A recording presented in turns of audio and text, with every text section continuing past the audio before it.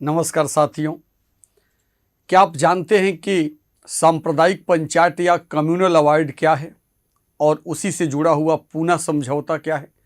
तो आज हम आप सबको सांप्रदायिक पंचायत या कम्युनल अवार्ड के बारे में बताएंगे और उसके साथ ही पूना समझौता के बारे में डिस्कस करेंगे, जो मॉडर्न हिस्ट्री का, आधुनिक भारत के इतिहास का एक बहुत महत्वपूर्ण खंड है। और यदि एग्जाम में प्रश्न आने के दृष्टिकोण से बात देखें तो यहाँ से लगभग प्रश्न आते हैं आपके एग्जाम में। तो आज ये जो एक पॉइंट है, इसको मैं आज आपको क्लियर करता हूँ। दरअसल आप जानते हैं कि सविनय अवज्ञा आंदोलन जब गांधी जी ने प्रारंभ किया था तो उसी दौरान गोलमेज सम्मेलनों का आयोजन भी किया गया था। और गोलमेज सम्मेलनों को 3 राउंड में इसका आयोजन किया गया था। प्रथम गोलमेज सम्मेलन, द्वितीय गोलमेज सम्मेलन और तृतीय गोलमेज सम्मेलन। तो 3 गोलमेज सम्मेलनों में से दूसरे गोलमेज सम्मेलन में कांग्रेस ने भाग लिया था और कांग्रेस के तरफ से गांधी जी ने उसका प्रतिनिधित्व किया था और गोलमेज सम्मेलन में भाग लेने के लिए गए थे। लेकिन आप सबने पढ़ा होगा कि जो द्वितीय गोलमेज सम्मेलन था वो असफल रहा, क्योंकि उसमें कोई निष्कर्ष नहीं निकल पाया। और निष्कर्ष क्यों नहीं निकल पाया? क्योंकि ब्रिटिश हुकूमत जो सांप्रदायिकता का खेल खेल रही थी उसको गांधी जी ने सफल नहीं होने दिया और इसी वजह से ये द्वितीय गोलमेज सम्मेलन असफल हो गया। उसी के बाद उस समय के जो ब्रिटिश प्रधानमंत्री थे, जिनका नाम रैमजे मैकडोनाल्ड था, रैमजे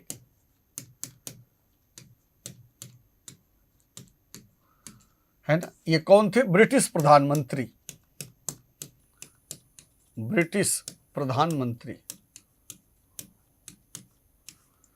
तो ब्रिटिश प्रधानमंत्री उस समय रैमजे मैकडोनाल्ड थे और इन्हीं के द्वारा ये सांप्रदायिक पंचायत या कम्युनल अवार्ड की घोषणा की गई थी, जिसके अंतर्गत क्या प्रावधान किया गया था इस बात को आपको जानना है। और ये घोषणा कब की गई थी? सांप्रदायिक पंचायत, जिसको हम कम्युनल अवार्ड भी कहते हैं, सांप्रदायिक पंचायत की घोषणा 16 अगस्त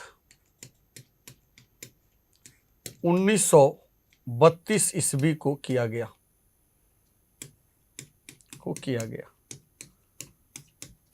अब प्रश्न ये उठता है कि ब्रिटिश प्रधानमंत्री रैमजे मैकडोनाल्ड ने सांप्रदायिक पंचायत या कम्युनल अवार्ड की घोषणा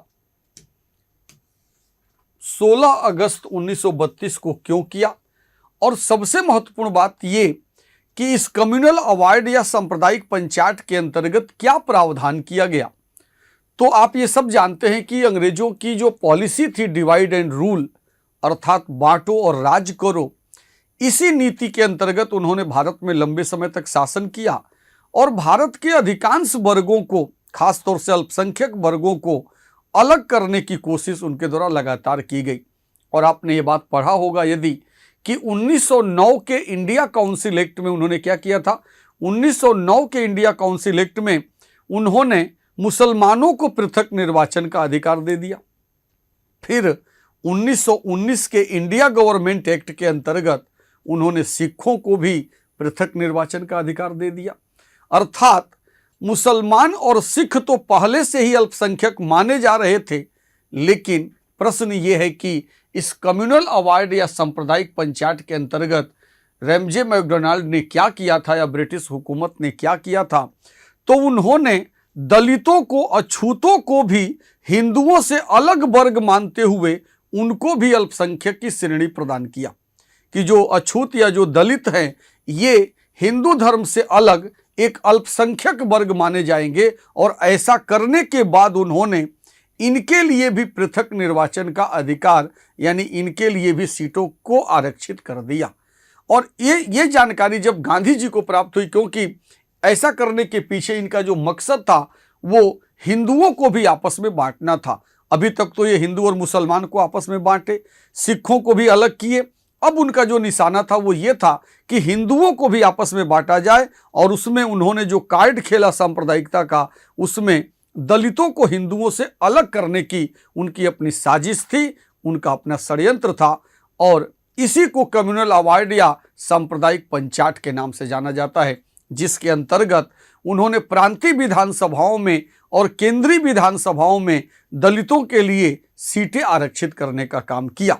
लेकिन अब बात आती है कि भाई कम्युनल अवार्ड या सांप्रदायिक पंचायत की घोषणा के बाद इसकी प्रतिक्रिया किस रूप में हुई और इसकी प्रतिक्रिया किसके द्वारा की गई, तो ध्यान रखना कि जिस समय रैमजे मैकडोनाल्ड ने कम्युनल अवार्ड या सांप्रदायिक पंचायत की घोषणा की थी, उस समय गांधी जी पूना के यरवदा जेल में थे। उस समय गांधी जी पूना के यरवदा जेल में थे और वहीं पर उनको इसके बारे में सूचना मिली। गांधी जी द्वितीय गोलमेज सम्मेलन में भाग लेकर के आए ही थे। उनको पता था कि ब्रिटिश हुकूमत दलितों को ये पृथक निर्वाचन का अधिकार दे करके क्यों हिंदुओं से अलग वर्ग बनाना चाहते हैं, ताकि वो लंबे समय तक भारत में शासन कर सके। चूंकि गांधी जी जेल में थे, बाहर होते तो इसका विरोध करते, आंदोलन करते, लेकिन वो चूंकि पूना के यरवदा जेल में थे, इसलिए उन्होंने जेल में ही इस नियम का, इस कानून का विरोध करते हुए आमरण अनशन कर दिया। ध्यान रखना, गांधी जी के द्वारा भारत में किया गया यह पहला आमरण अनशन था। इसके पहले उन्होंने अनशन किया था, भूख हड़ताल भी किया था, लेकिन आमरण अनशन गांधी जी के द्वारा भारत में पहली बार इसी मुद्दे को लेकर के किया गया था। और उन्होंने आमरण अनशन पूना की जेल में ही, पूना के यरवदा जेल में ही कर दिया। आमरण अनशन उन्होंने किस दिन किया था, उसका डेट आपको ध्यान रखना है। 20 सितंबर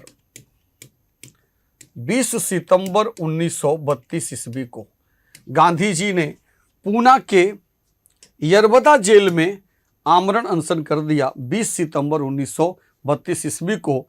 अब जब उनकी स्थिति खराब होने लगी तो भारतीय राष्ट्रीय कांग्रेस के जो अन्य नेता थे, उन्होंने डॉक्टर भीमराव अंबेडकर पर दबाव बनाया, क्योंकि ये कम्युनल अवार्ड की घोषणा करने में जो बड़ी भूमिका थी वो डॉक्टर भीमराव अंबेडकर की थी, क्योंकि उनको लगता था कि दलितों का या अछूतों का उत्थान तभी हो सकता है जब उनको मुसलमानों और सिखों की तरह पृथक निर्वाचन का अधिकार प्राप्त होगा।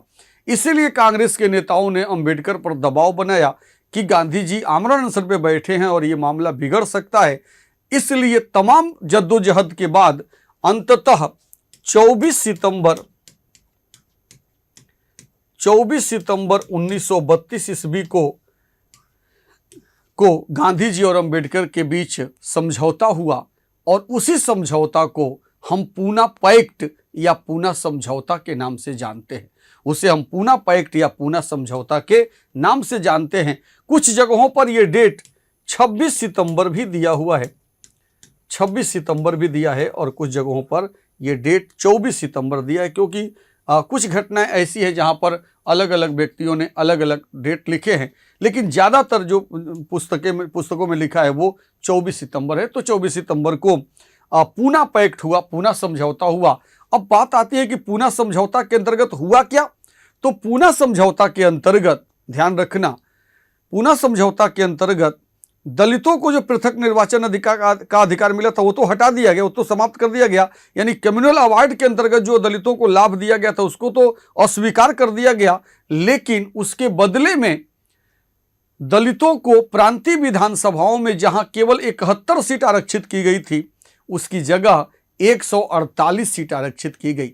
तो प्रांतीय विधानसभाओं में दलितों के लिए 71 सीट की जगह 148 सीट आरक्षित की गई। इतना ही नहीं, केंद्रीय विधानमंडल में जो उनके लिए सीटें आरक्षित थी उसमें 18% की वृद्धि की गई। तो इस बात को जरूर ध्यान देना, क्योंकि यहां से प्रश्न बनता है कि पूना समझौता के अंतर्गत दलितों को क्या प्राप्त हुआ। तो पूना समझौता के अंतर्गत प्रांतीय विधानसभाओं में 71 सीट की से बढ़ा करके उनकी संख्या 148 कर दी गई और केंद्रीय विधानमंडल के अंदर उनकी सीटों में 18% की वृद्धि कर दी गई। और एक लास्ट पॉइंट यहाँ पे और हम आपको बताएंगे कि कभी यदि प्रश्न आ जाए कि पूना समझौता पर हस्ताक्षर किसने किया था, तो पूना समझौता पर दलितों के तरफ से हस्ताक्षर तो डॉक्टर भीमराव अंबेडकर ने किया था, लेकिन कांग्रेस के तरफ से हस्ताक्षर इस पर मदन मोहन मालवीय ने किया था। अर्थात पूना पैक्ट या पूना समझौता पर गांधी जी का हस्ताक्षर नहीं हुआ था, बल्कि कांग्रेस के तरफ से मदन मोहन मालवीय ने किया था और दलितों के तरफ से डॉक्टर भीमराव अंबेडकर ने किया था। तो यहाँ से प्रश्न आपके एग्जाम में बनते हैं और इसीलिए मैंने दोनों बातों को अलग अलग करके क्लियर कर दिया कि सांप्रदायिक पंचायत या कम्युनल अवॉइड क्या था और उसकी समाप्ति पूना पैक्ट के माध्यम से कैसे हुई, गांधी जी ने आमरण अनशन कहाँ पर किया था, किस जेल में किया था और अंततः इसका समाधान किस रूप में हुआ, पूना पैक्ट या पूना समझौता के रूप में हुआ। 20 सितंबर को आमरण अनशन पर बैठे और 24 सितंबर को गांधी जी और अंबेडकर के मध्य ये समझौता हो गया, जिसे पूना समझौता या पूना पैक्ट के नाम से जाना जाता है। तो मुझे उम्मीद है कि आपको ये कम्युनल अवॉइड या सांप्रदायिक पंचायत और पूना समझौता की जो कहानी थी वो क्लियर हो गई होगी। इसी के साथ आप सबको एक सूचना भी देनी थी। आप जानते हो कि कोई भी त्यौहार जब आता है तो उत्कर्ष की तरफ से आप विद्यार्थियों के हित में तमाम आपको छूट और डिस्काउंट दिया जाता है। चूंकि होली का समय है और इसलिए आप देख सकते हैं कि होली हंगामा ऑफर आपके सामने है, जिसके अंतर्गत यूपीपीसीएस के सभी ऑनलाइन कोर्सेज पर आपको अप टू 90% का डिस्काउंट मिल रहा है। इसके अलावा आपको 100% कैशबैक भी प्राप्त हो रहा है। इसके साथ साथ जो हमारे उत्कर्ष में पेड स्टूडेंट हैं, जिन लोगों ने एडमिशन ले रखा है, उन पेड स्टूडेंट के लिए एक्स्ट्रा 10% का डिस्काउंट भी मिल रहा है यदि वो होली कूपन कोड को अप्लाई करते हैं। तो आप देख सकते हैं कि ये ऑफर आपको आपके लिए कितना बेनिफिशियल है और इसका टाइम आपको कब से कब तक है, 9 मार्च से 22 मार्च तक है। तो जो भी छात्र इस ऑफर का लाभ उठाना चाहते हैं वो इसका लाभ उठा सकते हैं। इसके अलावा कुछ बैचेज भी शुरू हो रहे हैं हमारे, उसको भी मैं आपको क्लियर कर दूं कि यूपीपीसीएस फाउंडेशन अर्जुन 4.0 बैच जो शुरू हो रहा है वो लाइफ फ्रॉम स्टूडियो है। आपको ये बात पता है कि लाइफ फ्रॉम स्टूडियो ये बैच रहता है और इसकी जो फीस स्ट्रक्चर है वो मैं आपको क्लियर कर दूं। जो इसका स्टैंडर्ड फी है वो जो 20,000 फीस था उसको घटा करके 4,800 रुपया कर दिया गया है और जो प्राइम फी है इसका 43,000 उसको घटा करके 8,500 रुपया कर दिया गया है। तो ये आप देख सकते हैं कि 20,000 की जगह 4,800 है और 43,000 की जगह 8,500 ये फीस रखी गई है, जो बहुत ही मिनिमम फीस है जिसके अंतर्गत आप पूरे कोर्स का लाभ उठा सकते हैं। तो इसका भी डेट वही है 9 मार्च से लेकर के 22 मार्च तक। तो जितना भी जल्दी हो सके आप इनरोल कर ले यदि आपको इस कोर्स का लाभ लेना है तो। और इसके अलावा यूपीपीसीएस फाउंडेशन हिंदी माध्यम लाइव फ्रॉम क्लासरूम बैच का भी प्रारंभ हुआ और इसका जो स्टैंडर्ड फी है वो 65,000 की जगह केवल 9,500 है और इसका प्राइम फी जो 85,000 रुपया है उसको घटा करके केवल 13,500 रुपया रखा गया है। तो होली हंगामा ऑफर के अंतर्गत आप इसका लाभ उठा सकते हैं और इसकी अवधि भी 9 मार्च से 22 मार्च तक है। ध्यान रखना है इसकी अंतिम अवधि 22 मार्च है, तो 22 मार्च के पहले आप इस ऑफर का लाभ उठा सकते हैं। आप सबको बहुत बहुत धन्यवाद।